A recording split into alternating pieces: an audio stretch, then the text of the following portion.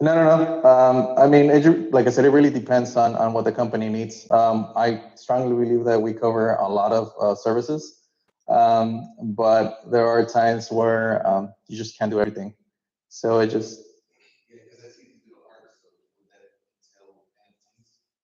digital art. Yes, we have done. Yeah, we have done that in the past. There was actually a city, I mean, a student in McAllen that would hire us to do NFTs for them. Yes.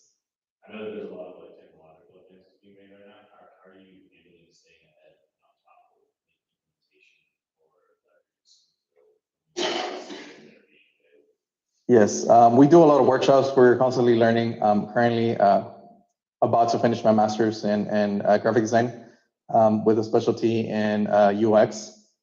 So we like to constantly be learning. We fly to Mexico City or Pachuca. We've gone to Leon to do workshops with other designers up there to continue staying innovative. I know AI is something that is happening right now. I know there's platforms like Canva that allow you to do some graphic design, stuff. But like I mentioned, there's you can only do so much on those platforms, and AI is an amazing thing. However, I personally don't see it, you know, surpassing us in the near future. Maybe I don't know, 40 more years, but we'll see how that goes. So you mentioned that you are one of very few graduates in the country that stayed in your field. What drove you?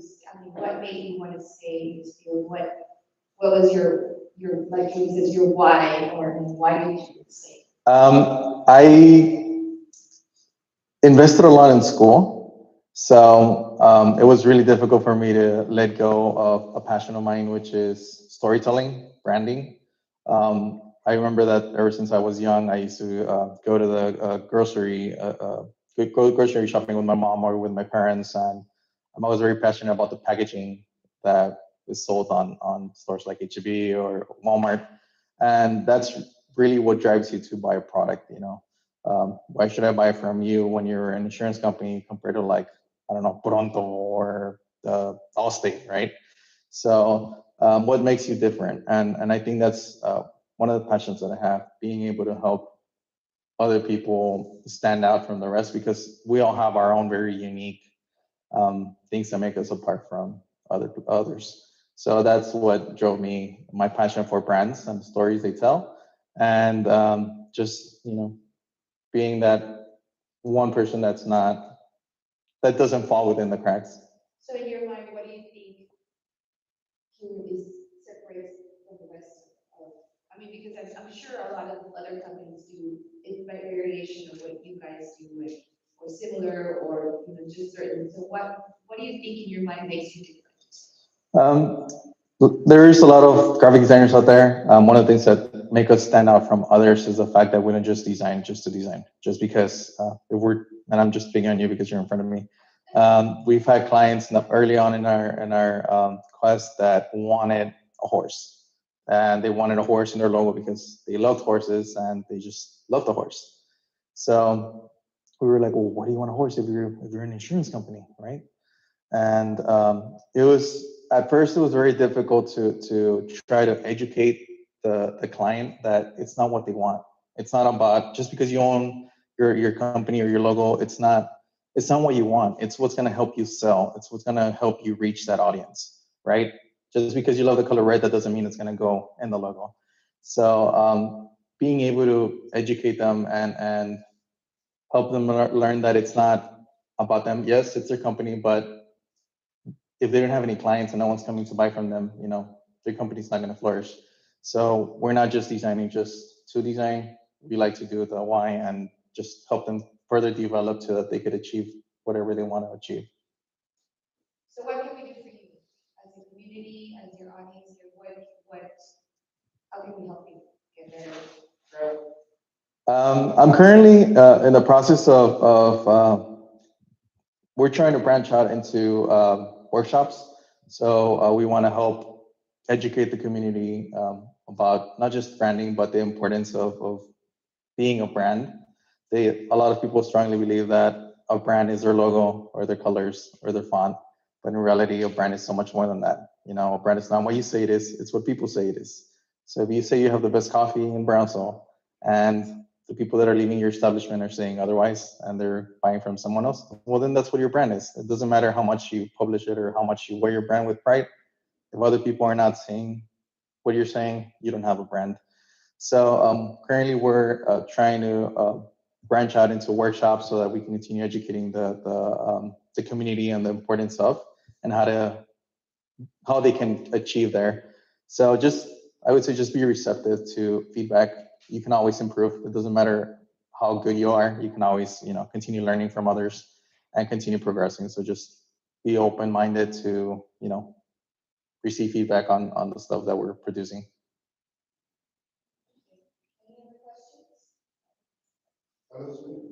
Sí. Tiene tu cartera de clientes, atiende sus pequeños negocios y con pequeños negocios me refiero a negocios que están empezando o están con otros para los servicios. Sí, he manejado manejado clientes que son pequeños, que van iniciando, lo que vienen siendo los pymes. Los precios que manejamos dependen mucho del presupuesto del cliente.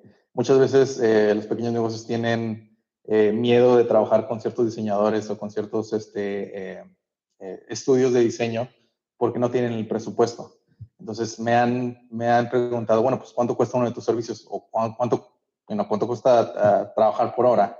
Entonces depende. No le puedes cobrar lo mismo a una persona que vende tortillas a una persona que vende zapatos, ¿no? Porque, o sea, su rango de ganancias es muchísimo más. Entonces, a mí me gusta trabajar con los presupuestos. También me ha tocado clientes que me dicen, no, pues es que yo tengo, no sé, $200 de presupuesto. Pero también te tienes que preguntar, bueno, pero ¿cuánto vale tu marca? Si en realidad tu marca vale $200 o nada más estás dispuesto a invertir $200 en tu marca, pues entonces tienes que reevaluar si en realidad te está produciendo esa marca, ¿no? Entonces, y funciona lo mismo cuando compras un carro, ¿no? Todos los carros cuestan diferente y todo depende de lo que te van a generar o el provecho que le vas a sacar. Entonces, sí me ha tocado trabajar con pequeños negocios, con non-profits también, pero todo depende del presupuesto y las formas de pago y, o sea, depende del proyecto que se quiere generar. Should I translate that? So he asked, have I worked with small startup companies? So yes, we have worked with small startups. So one of the things that we have come across working with small startups is, well, how much do you charge, or how do we work with if we don't have any money, right? So it just really depends on the type of project that we're doing, whether it's a logo work or rebranding. But it just comes down to how much is your brand worth. You're really only thinking of investing $200, $300 on your logo or on your brand, or maybe the brand that you're working, it's not being profitable for you because you get what you pay for the most part, right? So if you're, it really depends on creating a budget, and creating a marketing budget is really important for your brand to be successful. So that was the question, and it depends on the project, the cost, and what you want to achieve, and how long it's going to take. But there's different there's different methods of working, whether it's on an hourly base, on a project base, or on per project base, like I said. So it just really depends. Anyone else? Any other questions? We could be reached on social. So we have our Instagram, we have our LinkedIn, we have Behance, which I know a lot of you guys are not familiar with. But I actually work from home. So I have my design studio at home. We've been currently looking to branch out into an actual studio. But we're still not there. We're still very small that we're able to work remotely. But yeah, we could be reached on socials. We could share the socials in a bit. And that's what the branding helps, because we look like a 30-person agency. Yeah, we look like a 30-person agency, and it's just 3 or 4 of us. So that's what branding helps. Branding allows you to help sell your coffee from $1 to $5 or to $8. Basically, you're paying $8 for Starbucks and you're drinking probably something that's not as expensive, but it tastes better. So that's the importance of branding. Being able to sell your salsa from $3 to $12. Yeah, so we help brands dress. We dress the brands and we tell them how to talk to their clients. Thank you. Thank you all so much for having me.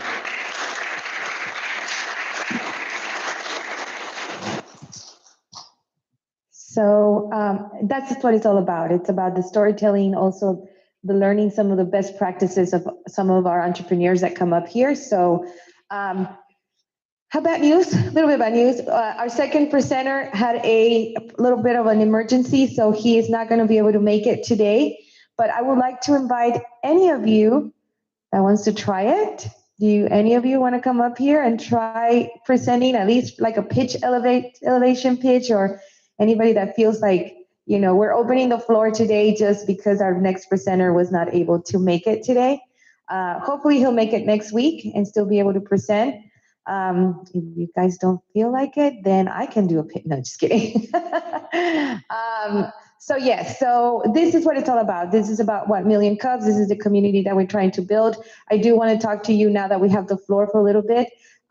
Nathan, I don't know if we want to talk about Insights Unplugged that is happening next week. Okay.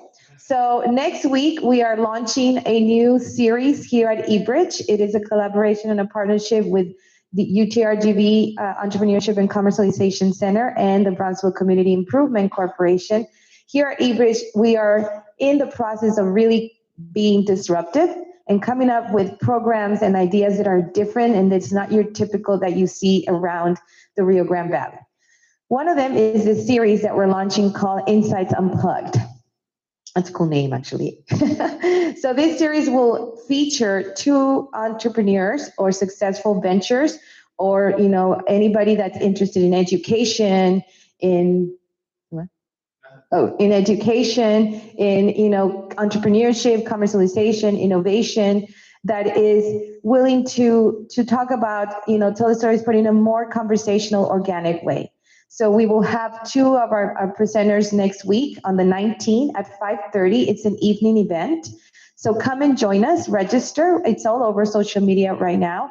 Our presenters next week is Beto Altamirano. He is the co-founder of Iris. He is actually from the Rio Grande Valley. He's from Mission, but he now lives in San Antonio, and they have a very successful business that focuses on data analytics for municipalities and government, but they have been really successful in raising quite a bit of capital for their venture. So we wanted to bring him in to talk about his story and how he wants to give back to the Rio Grande Valley, being a native from our region. And our other speaker is our mayor, Trey Mendez, who is now, he's our mayor, but he's also an entrepreneur. He's a series of businesses around the city. So we would like to, bring them together, have a conversation, be very organic, and just talk about their stories, talk about what ignites them and inspires them, which is the focus of this series. So we invite everyone to come next week on this launch of this new sort of programming that we have going on, and be part of this new speaker series that we're launching next week here at eBridge. We are also coming up with a new program on May 18th. It has a bad name, and I don't know if I can say this, because we're live streaming, but I won't say it, but it's F Nights, So F Nights, and you know what that F means, is a sort of like a platform like 1 Million Cups for a little bit, but in the evening, that talks about challenges and failures that our entrepreneurs have gone through and what has made them come out of those failures and now are very successful. So we are working in bringing our 3 speakers for May 18th. They will be, featured in this program, in this event.